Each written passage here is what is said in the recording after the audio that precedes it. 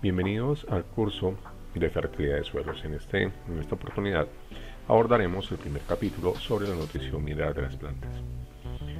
Para efectos pedagógicos he dividido la unidad en tres temas.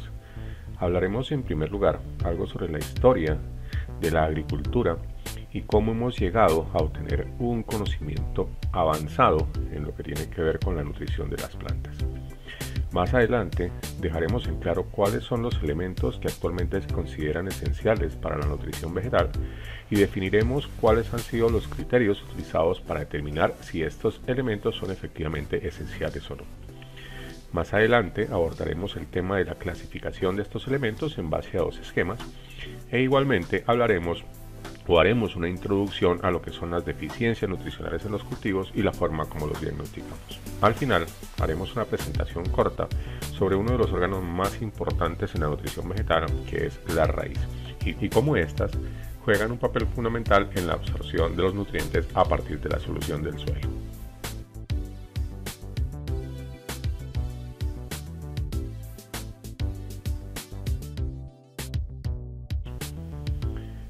Es bien conocido por todos nosotros que la producción de alimentos ha determinado el desarrollo y la evolución de la civilización humana.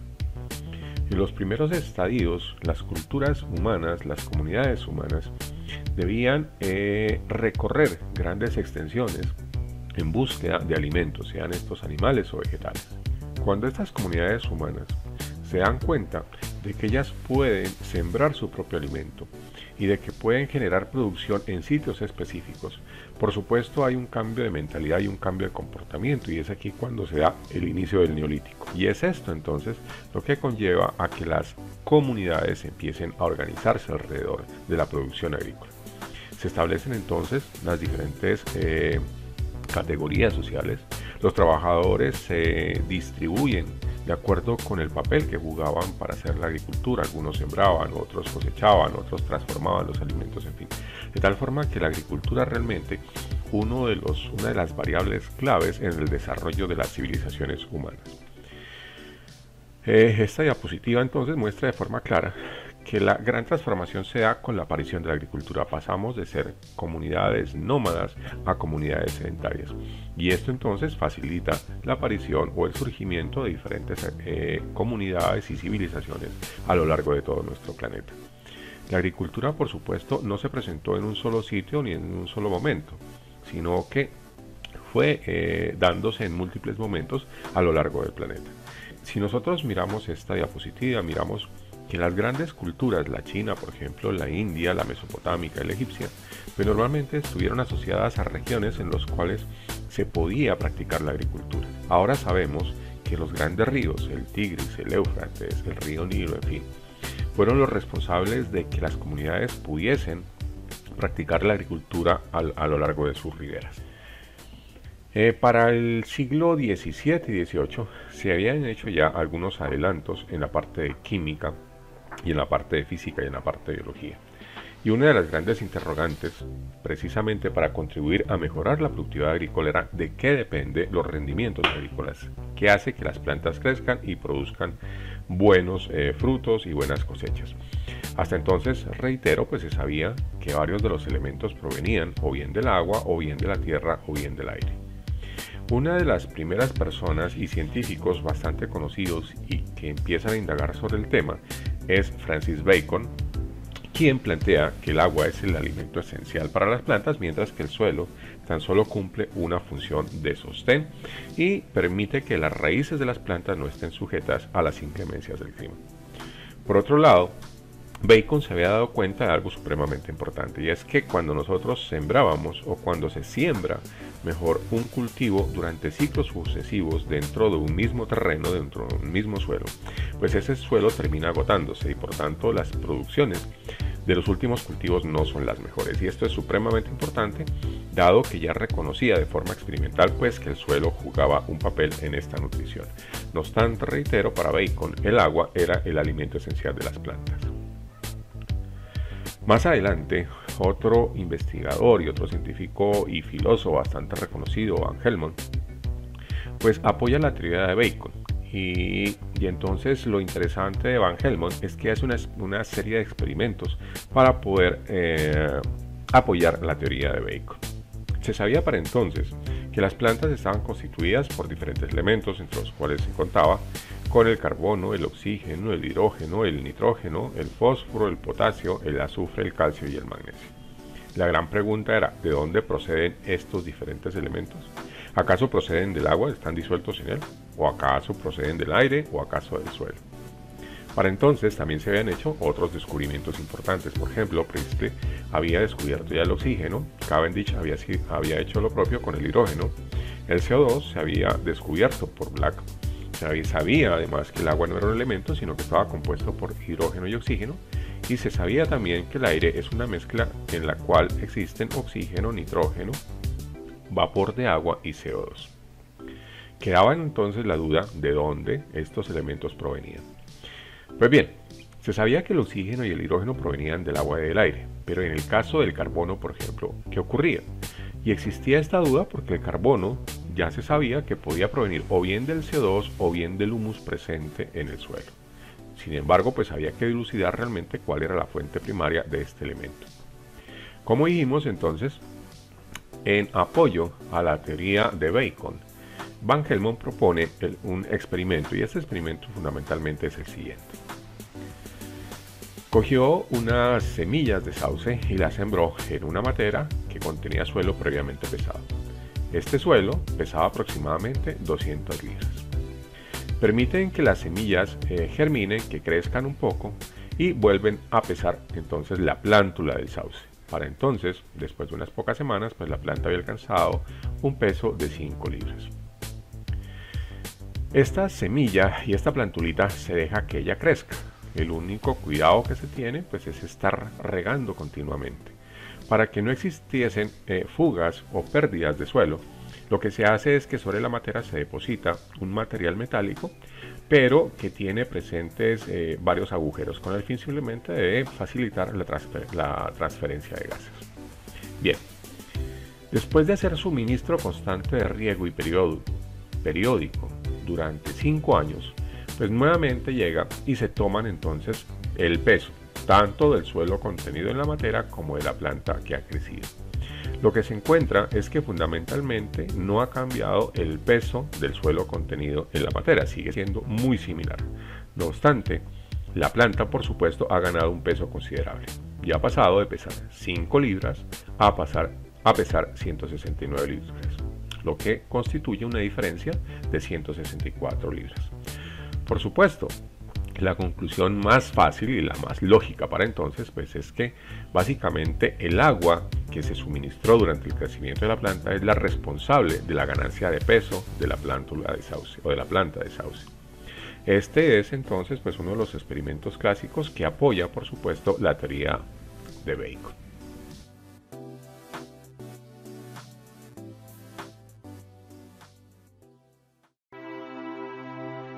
La agricultura es la actividad de cultivar la tierra para conseguir el crecimiento de determinados vegetales. Durante casi 4 millones de años, la humanidad se alimentaba con la caza, trasladándose continuamente tras ella. Aquellos cazadores completaban su dieta recolectando algunas plantas que crecían de forma silvestre.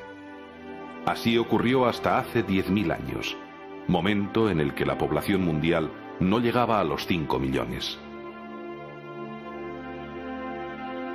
Y fue entonces cuando sucedió algo extraordinario. De algún modo y de forma progresiva, a los seres humanos se les ocurrió plantar deliberadamente las semillas. Después las regaron, esperaron a que crecieran y luego las recolectaron. El cuidado de las plantas les obligó a quedarse en el mismo lugar y construyeron viviendas más sólidas. Para defenderse de los ladrones, se agruparon juntando sus casas y formando las primeras ciudades. El excedente de comida se almacenaba para el invierno e inventaron la escritura para contabilizarlo. Cada familia producía más de lo que comía y la población aumentó espectacularmente. Algunas personas se dedicaron a otros oficios a cambio de comida y la tecnología se desarrolló. La vida urbana era compleja y tuvo que regularse mediante leyes, surgiendo la civilización. Desarrollo de la agricultura. La agricultura comenzó a practicarse en los lugares lluviosos donde crecían silvestres el trigo y la cebada. Esto sucedió en una región montañosa entre el mar Mediterráneo y el Valle del Indo.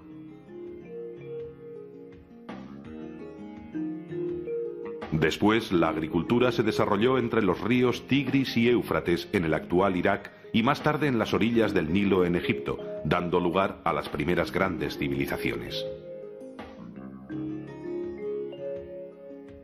Con el tiempo, el cultivo de las plantas se fue difundiendo hacia Europa y hacia el norte de África.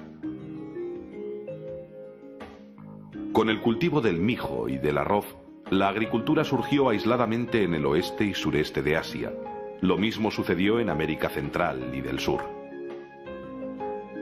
Los incas y los aztecas desarrollaron unas técnicas propias de cultivo, así como un nivel de ingeniería agrícola impresionante. En América se cultivaron por primera vez el maíz, el frijol, el tomate, la patata, la calabaza y el cacao. El invento del arado y del yugo fue el primer avance decisivo de la agricultura, consiguiendo grandes aumentos de productividad.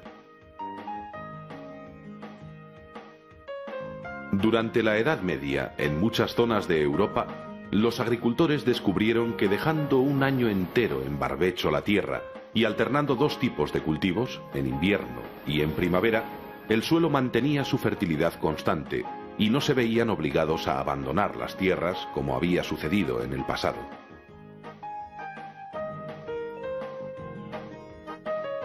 Posteriormente se introdujo la rotación de 4 ciclos que eliminaba el año de barbecho. La rotación de las cosechas hace que las bacterias que están en las raíces fijen más nitrógeno en el suelo, haciéndose este más fértil. También se observó que abonando la tierra con el estiércol de los animales mejoraba la cosecha, porque el estiércol devuelve al suelo los componentes orgánicos y minerales que se ha llevado la cosecha anterior. Ya para el siglo XIX, había quedado claro que la población humana estaba en crecimiento. Era también claro que ese incremento poblacional debía estar respaldado en un incremento en la productividad agrícola. Considerando lo anterior, la Asociación Británica para el Avance de la Ciencia en 1837 propone a un profesor y químico de la Universidad de Gießen, al Dr. Justus von Liebig, el empezar a trabajar en los aspectos científicos que sustentan la agricultura, en particular lo que tiene que ver con la nutrición vegetal. Lo que se buscaba obviamente era empezar a trabajar en tecnologías que permitiesen incrementar de una forma racional los rendimientos en la agricultura. A raíz de esta solicitud, Justus von Liebig empieza una serie de trabajos y a recolectar la información que se tenía hasta entonces y publica entonces un libro que se denomina La química orgánica y su aplicación a la agricultura y a la fisiología en 1840. Este libro marca un antes y un después entonces en lo que se conocía en nutrición vegetal y de hecho Justus von Liebig es reconocido actualmente como el padre de la química agrícola por sus muchos aportes. Concluía en su libro: las plantas se alimentan exclusivamente de materia inorgánica procedente, bien de la descomposición del humus o de la atmósfera, bien de las sustancias minerales que hay en la tierra. Planteaba además: la mayor parte del carbono de las plantas procede del dióxido de carbono de la atmósfera, el hidrógeno y el oxígeno provienen del agua. Los metales alcalinos son necesarios para la neutralización de los ácidos formados en las plantas como resultado de sus actividades metabólicas. El fósforo es necesario para las plantas y bajo la forma de fosfato insoluble puede solubilizarse más o menos por tratamiento con un ácido mineral. Las plantas absorben sin discriminación los materiales del suelo, pero eliminan por sus raíces a aquellos que no les son necesarios. Estas afirmaciones de Liebig son en su mayoría verdaderas, siguen siendo válidas. Otras se han demostrado erróneas, pero realmente los aportes son mucho más que los errores que pudo haber cometido. Nace así entonces la teoría de la nutrición mineral de las plantas, la cual sostiene, al contrario del principio de la vegetación, que las plantas absorben por las raíces y por sus hojas los elementos químicos en forma de combinaciones simples.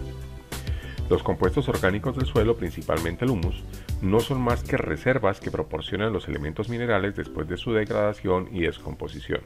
O dicho de otro modo, que las plantas transforman compuestos no orgánicos provenientes del suelo y de la atmósfera en materias orgánicas. Bastante importante, aparte de los planteamientos teóricos anteriores, es esta última parte, dado que el trabajo de Liebig conlleva a que se empiece a implementar la práctica de la fertilización de los cultivos a nivel mundial.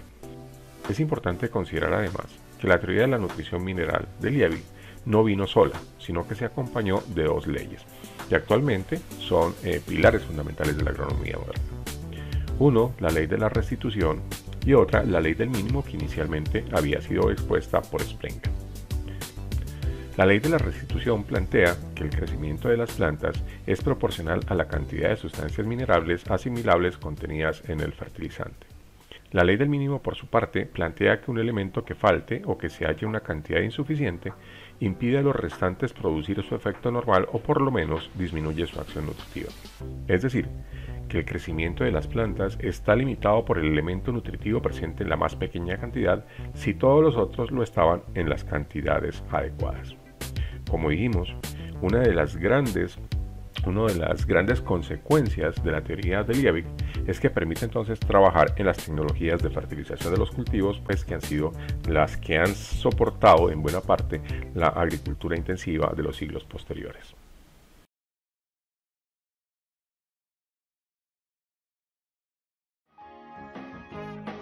Un cultivo muy especializado es el arroz.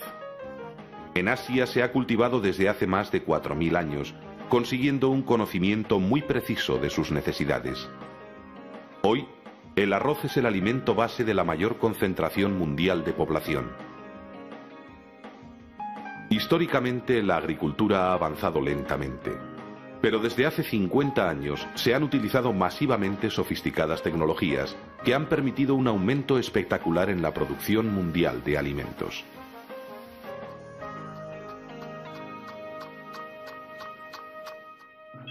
Aumento de la productividad. Más del 70% de la superficie del planeta no es apta para la agricultura. Esto ha obligado a buscar nuevos métodos que aumenten la productividad de las zonas disponibles. Uno de los métodos más antiguos para aumentar la producción agrícola es el regadío de los cultivos. Se puede realizar por diferentes métodos como la inundación de los campos o la construcción de acequias y canales. Con las acequias, la tierra se divide en secciones largas y rectangulares, alimentadas por un canal o zanja de suministro. El agua que llega a esta zanja fluye por toda la acequia y el exceso sale por el otro extremo. En las grandes superficies suele utilizarse el riego por aspersión. Unos conductos y válvulas conducen el agua hasta unas rociadoras que la distribuyen según las necesidades de cada caso. Una forma de riego que ahorra mucha agua y da buenos resultados es el sistema de goteo. A través de una red de tubos, cada planta recibe la dosis justa que necesita para su desarrollo.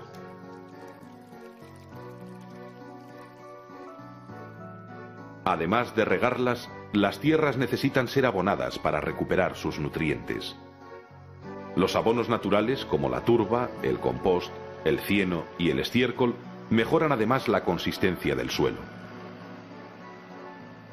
La industria química fabrica abonos sintéticos que aportan el nitrógeno, el fósforo y el potasio que necesita cada terreno. Con ello, se han conseguido cultivos intensivos de gran producción. A lo largo de toda la historia, el agricultor ha mantenido una guerra total contra sus más tenaces enemigos, los insectos. Se estima que en el planeta viven trillones de insectos, aproximadamente 1000 millones por cada persona. La biotecnología consigue plantas cada vez más resistentes y la química moderna fabrica continuamente nuevos insecticidas para combatir las diferentes plagas. Pero a pesar de su uso masivo, aún no hemos ganado la guerra contra los insectos, ya que cada año consiguen destruir 1/3 de las cosechas mundiales. Desgraciadamente, los insecticidas son absorbidos por las plantas y se van concentrando a lo largo de la cadena alimenticia. Por eso se confía en que la victoria definitiva contra los insectos venga de la mano de la ingeniería genética. La moderna tecnología ha conseguido triplicar la producción de alimentos en los últimos 50 años, y aún así, más de 1.000 millones de personas pasan hambre.